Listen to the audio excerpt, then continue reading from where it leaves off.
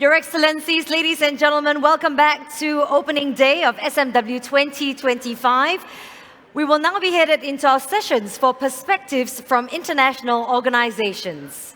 It is my pleasure to be introducing our esteemed speaker, Mr. Francis Zachariah, the Secretary General of the International Association of Marine Aids to Navigation and Lighthouse Authorities, or IALA.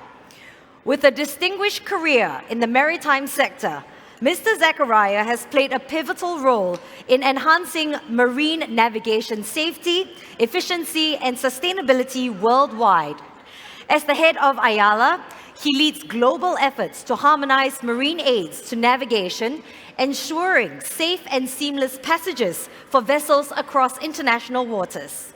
His expertise spans maritime governance, technology, and policy department, making him a key figure in shaping the future of maritime safety. Today, he will be offering valuable perspectives on the evolving landscape of marine navigation and its impact on the maritime industry. Ladies and gentlemen, a warm welcome to Mr. Francis Zachariah.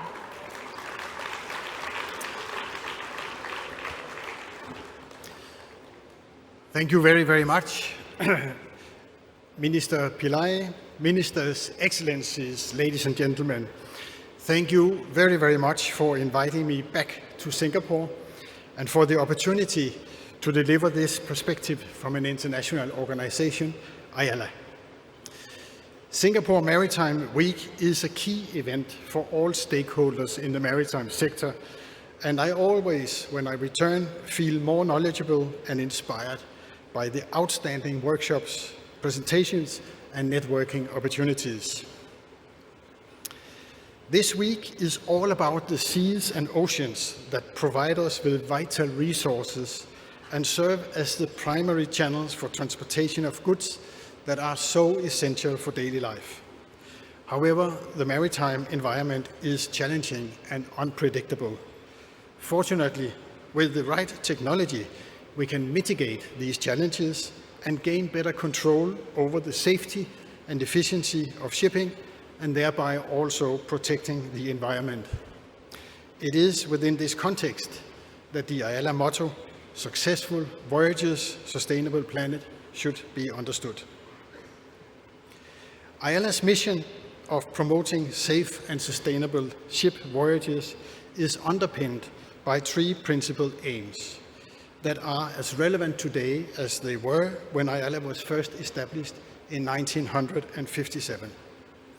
They are to harmonize standards for marine aids to navigation worldwide, to facilitate the safe and efficient movement of ships, and to enhance the protection of the marine environment.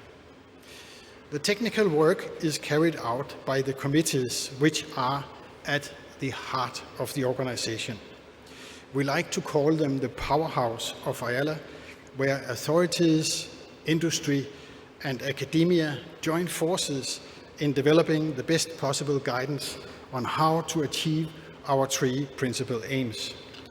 The result of the work of the committees are guidance documents universally acknowledged as the authoritative package of best practice. A very successful initiative is the training standards created for the different levels of vessel traffic services, VTS operators. More recently, we have also become an important player in aids navigation training and capacity building through the activities of the Worldwide Academy. The Academy is an integral part, but independently funded part of IALA. In the little more than 10 years of its operation, it has proved to be a remarkable success story. The overarching aim of the Academy is to assist developing states to become able to claim conformance to international standards for provision of aids to navigation and VTS services.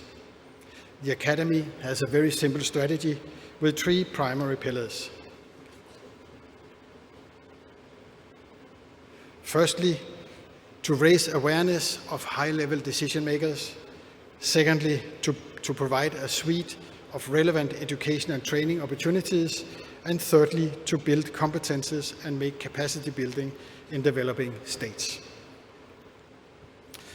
In August last year, IALA transitioned to an intergovernmental organization, strengthening its ability to unite marine aids to navigation experts from around the world. This new status enhances IALA's capacity to develop common best practice standards, to foster international cooperation to support developing countries, and contribute to a reduction in marine accidents.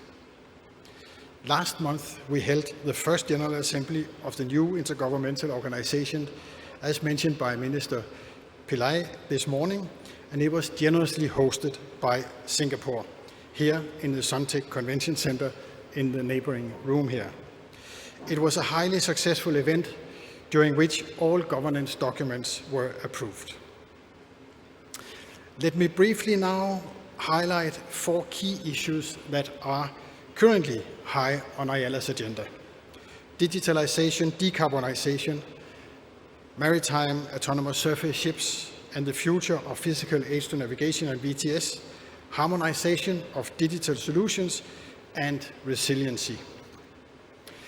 Digitalization and decarbonization go hand in hand, and IALA is supporting this transition, for instance, through the establishment of green corridors. Green corridors contribute to decarbonization through various initiatives, including optimized routing operations, just-in-time arrivals, enhanced terminal efficiency, energy management, and autonomous navigation systems. According to recent research, these measures have the potential to reduce the sector's emission by 38% or more. Autonomy is a top priority for IALA as we strive to anticipate future consequential needs for aid to navigation and vessel traffic services. A recent IALA study indicates that we will have some time to prepare, as large-scale deployment of unmanned ships may still be 20 or more years ahead. For the foreseeable future, we can expect a mixed fleet comprising conventional ships with varying levels of automation alongside a growing number of autonomous vessels. Harmonization is essential to the success of global digital solutions. IALA plays a key role in advancing harmonization projects such as the S100, where it serves as the custodian for S200 series, as well as maritime resource names and other initiatives. Our maritime buoyage system, known by all mariners, is of course our flagship harmonization project, which has been embraced by most, if not all, coastal states around the world. The vulnerability of global navigation systems, GNSS, to disruption has been recognized since its inception, with interference from natural causes as well as intentional and unintentional jamming being well documented. A knowledgeable and well-trained navigator can identify these challenges and respond appropriately. However, the growing reliance on automated systems both on board and ashore raise serious concern about the safety of navigation. Resilient precision, navigation, and timing remain critical issues today, and IALA continues to be a leading pioneer in developing robust and sustainable solutions. The safety of navigation and sustainable development are vital, but in times of crisis, conflict, war, and divided populations, the work of international organizations has never been more important. In organizations like IALA and here at the Singapore Maritime Week, members come together in an atmosphere of trust where mutual understanding and compromise are crucial, the key to the success of our work. I thank you very much for your attention, and I wish you a very successful week. Thank you very much. Thank you very much, Mr. Francis Zachariah, for your sharing today.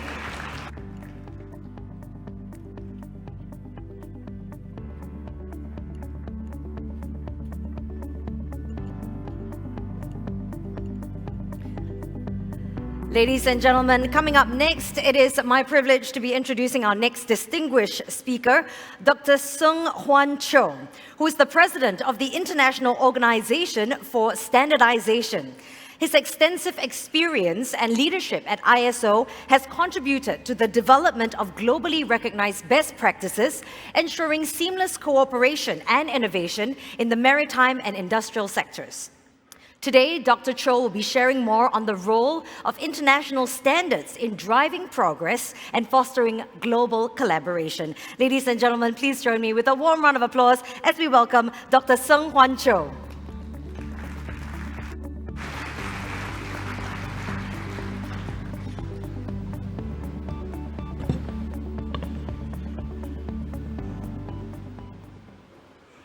Good morning, everyone. I am Sung Hwan Cho, President of ISO. It's a great honor and pleasure to join you here at the start of Singapore Maritime Week. Let me express my special thanks to the Maritime and Port Authority of Singapore and Enterprise Singapore for this wonderful opportunity. The future of the maritime sector is being reshaped by two transformative trends: decarbonization and digitalization. Today, I wish to highlight how international standards are propelling these trends and to emphasize the importance of collaboration in charting a course towards a more sustainable maritime industry. Like society as a whole, the maritime industry faces the challenge of improving its environmental performance. Shipping accounts for 3% of global carbon dioxide emissions. As a result, both the European Commission and the International Maritime Organization have implemented policies to reduce these figures. Achieving this goal requires a transition to alternative fuels and innovative technologies such as wind and battery power. ISO's portfolio of over 25,000 standards can power this revolution, ensuring safe usage and documenting performance. Our new technical subcommittee on maritime decarbonization is the focal point for the drive to reduce greenhouse gases in shipping. It works closely with existing committees to develop standards and guide the maritime industry and regulators. Singapore was one of the first members and has played a pivotal role. ISO standards provide frameworks to assess, validate, and verify greenhouse gas emissions. They also outline principles for quantifying and reporting the carbon footprint of products. Our management system standards can guide the maritime sector in improving energy efficiency and adopting renewable energies. In our interconnected world, about 80% of global trade is transported by maritime vessels. As the shipping fleet expands, ports face challenges in handling the increasing volume of cargo and larger ships. The amount of information flowing in this maritime supply chain is vast. Improving the quality and accessibility of this information through digitalization is therefore crucial. It enables those at every stage in the chain to make better decisions, improve efficiency, and reduce emissions. Digitalization requires standardizing terminology, software formats, and message content and timing. ISO standards for the exchange of electronic information and the interoperability of smart applications in the maritime sector can enhance efficiency and safety. In addition, general ISO standards on intelligent transport systems and commerce can be applied to this field. Establishing secure and resilient digital systems is vital. ISO IEC 27001 is the world's leading standard for information security management systems. Along with related standards on data protection and cyber resilience, it can help maritime organizations safeguard critical infrastructure. Embracing standards as a framework for this digital evolution will increase efficiency and security and contribute to a more innovative maritime future. A notable example of this is Singapore's leadership in bunkering innovation. By advancing its national standard to an international standard, Singapore has set a global benchmark for the adoption of mass flow metering systems, delivering annual cost savings of up to $146.6 million. As the first country to implement mass flow metering standards, Singapore continued to lead the way in driving efficiency gains and cost reductions for the industry. The success of these decarbonization and digitalization initiatives hinges on collaboration, something which is very central to ISO's work. Our partnership with the IMO is key, with ISO's Technical Committee for Ships and Maritime Technology, TC8, frequently participating in IMO meetings to provide updates on relevant standardization work. This committee works alongside others, such as petroleum, oil and gas, and environmental management, as well as liaison organizations such as the IEC and the IACS. The IMO is in active liaison with 19 ISO technical committees, contributing to areas including marine environmental protection, fire safety, and water quality. ISO's technical community benefits from the IMO's industry expertise, helping us deliver timely, market-relevant standards that support the maritime sector and the IMO's activities. This collaborative approach fuels innovation and inclusion and reflects the consensus-driven nature of ISO's standards development process. Friends and colleagues, these are exciting times. The maritime sector is entering uncharted waters with decarbonization and digitalization reshaping the industry. International standards plays a crucial role in facilitating this transformation. Through collaboration and innovation, we can navigate the challenge ahead together, creating a more sustainable, efficient, and resilient maritime sector for generations to come. Thank you for your attention. Thank you very much, Dr. Cho, for your insightful sharing.